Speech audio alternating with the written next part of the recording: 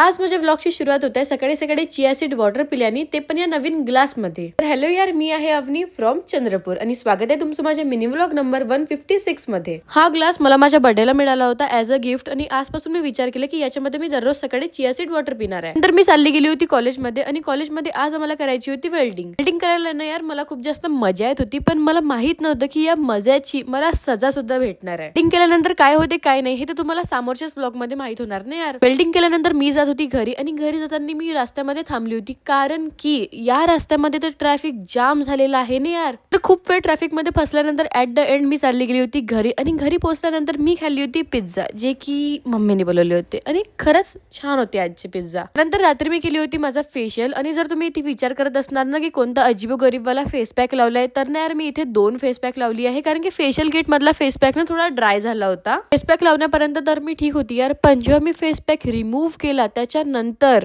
माझ्या डोळ्यांमध्ये होत होती खूप जास्त आग, कारण की मी आज काही वेल्डिंग जास्तच वेळपर्यंत केली आहे आणि शायद त्या वेल्डिंगचे थोडे पार्टिकल्स माझ्या डोळ्यामध्ये गेले आहे। माझे डोळे इथे थोडे बहुत लाल झाले होते, जास्त नव्हते झाले, पण माझ्या डोळ्यामध्ये एवढी जास्त आग होत होती की मी ते एक्सप्लेन नाही करू शकत। माझ्या डोळ्यांसोबत काय होते काय नाही ते उद्या बघू। Okay bye.